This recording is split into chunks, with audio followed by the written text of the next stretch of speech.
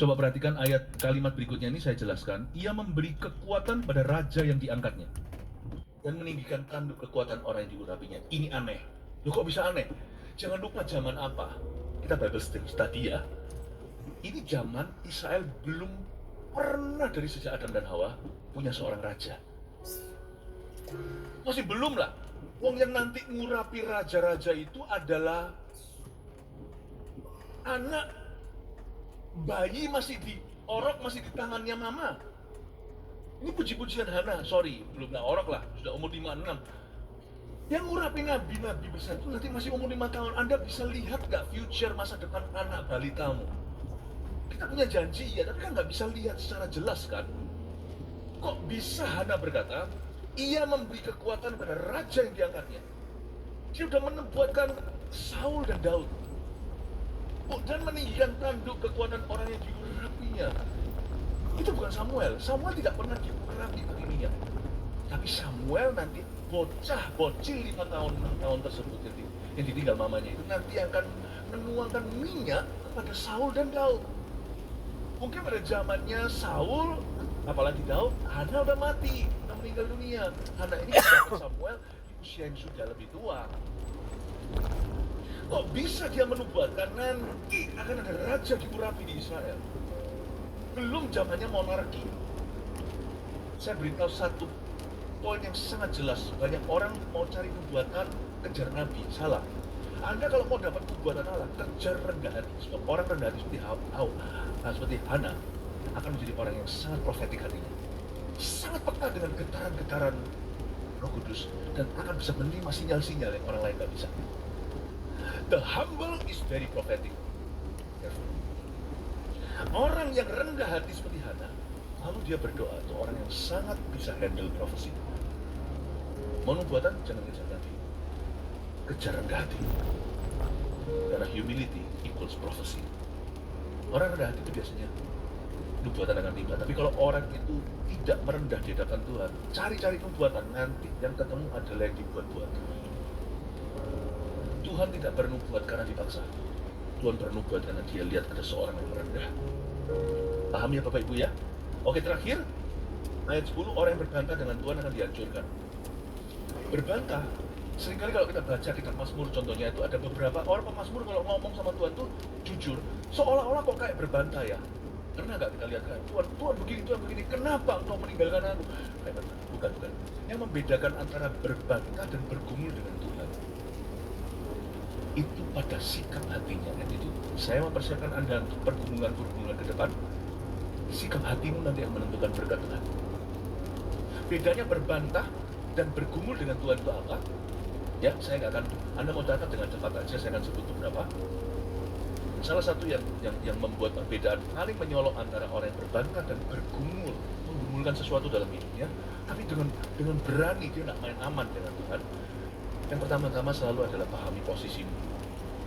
Kalau kita bergumul dengan Tuhan itu pahami posisimu. Kita harus tahu diri bahwa Dia adalah Tuhan kita hamba, Dia pencipta kita diciptakan.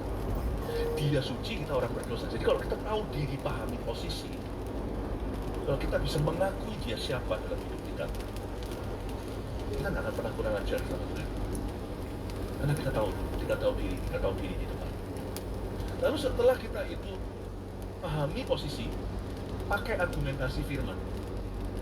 Jangan pakai firman dicomot-comot lalu habis itu untuk melawan Tuhan. Tapi gumulkan.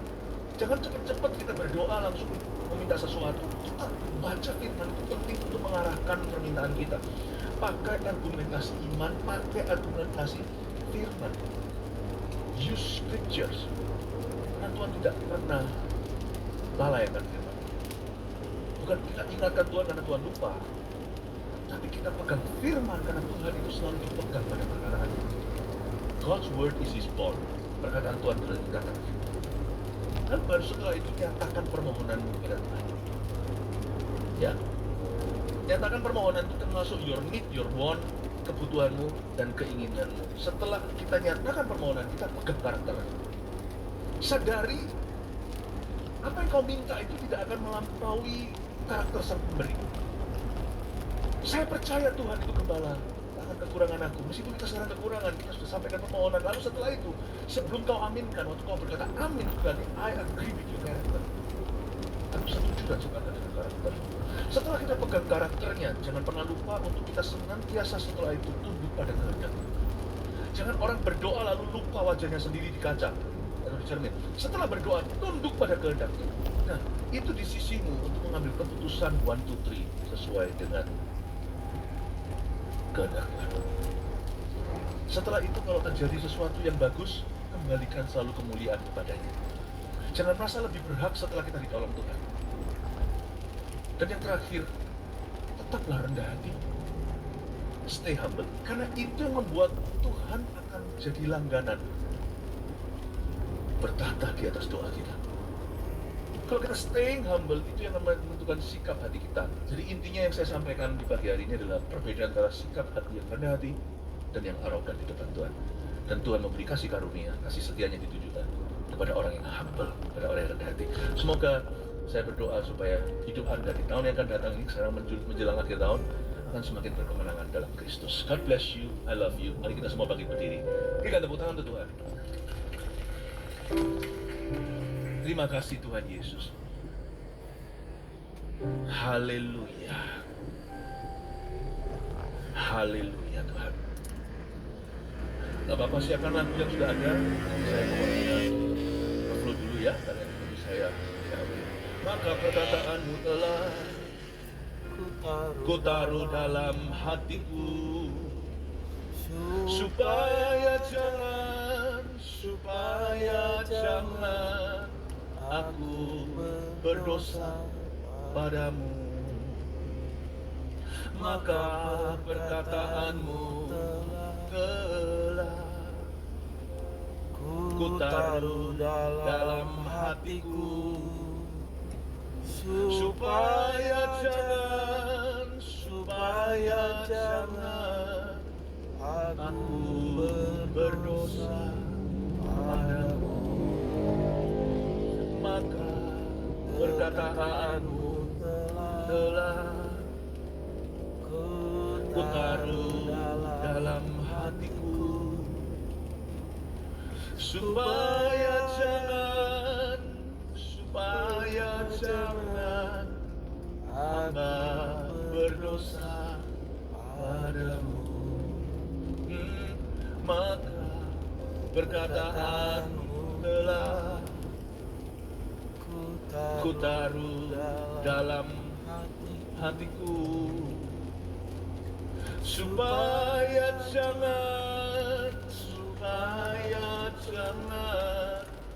aku berdosa padamu. Kaulah Tuhanku,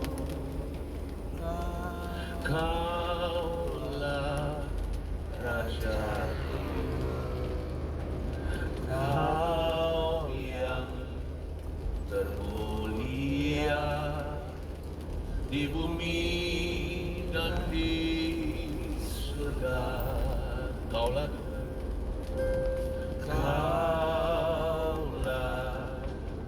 Tuhanku, Kaulah Rajaku, Kau yang termulia di bumi dan di surga. Ku sembah Kau Tuhan, ku sembah Kau Tuhan, ku puji, ku muliakan nama-Mu. Ku sembah Kau Tuhan, ku sembah Kau Tuhan, ku puji, ku muliakan nama-Mu. Ku sembah Kau Tuhan, ku sembah Kau Tuhan, ku puji, ku muliakan nama-Mu. Ku sembah Kau Tuhan, ku sembah Kau Tuhan, ku puji, ku muliakan nama-Mu. Kaulah Tuhanku, Kaulah Tuhanku, Kaulah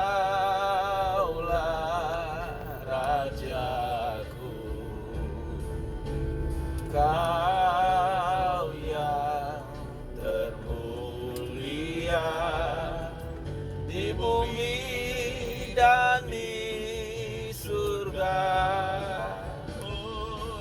Ku sembah Kau Tuhan, ku sembah Kau Tuhan, ku puji, ku muliakan nama-Mu. Ku sembah Kau Tuhan, ku sembah Kau Tuhan, ku puji, ku muliakan nama-Mu. Ku sembah Kau Tuhan, ku sembah Kau Tuhan, ku puji, ku muliakan nama-Mu. Ku sembah Kau Tuhan, ku sembah Kau Tuhan, ku puji, ku muliakan Saya tidak nama-Mu. mengadakan altar call, tapi altar call-nya menyeluruh seluruh jemaat. Saya tahu tidak semua orang mungkin bisa berlutut, mungkin usia, mungkin kondisi fisik. Tapi kalau Anda bisa, ikuti saya. Yang bisa, yang di kursi-kursi mungkin bisa menghadap ke kursi ke belakang, lebih ada space, gak apa-apa, ya. Atau mau menghadap ke depan, terserah Anda. Ayo berlutut sama saya, yuk kita rendahkan hati di depan Tuhan. Toh ini adalah akhir November mau Desember ya. Ini saatnya kita mencari Tuhan dengan rendah hati lagi. Yang nggak bisa berlutut juga jangan dipaksa ya. Duduk aja, mungkin beberapa orang tua, fisiknya. You know, gereja bukanlah tempat untuk show. Gereja adalah tempat untuk berdoa. Gereja adalah tempat untuk mencari Tuhan. Jangan malu-malu. Tidak ada sesuatu yang kita mau tampilkan di dalam ibadah kecuali membawa hati ke kaki Yesus. Sama-sama kita katakan, ku sembah Kau Tuhan. Just be humble and be open. Ku sembah Kau Tuhan.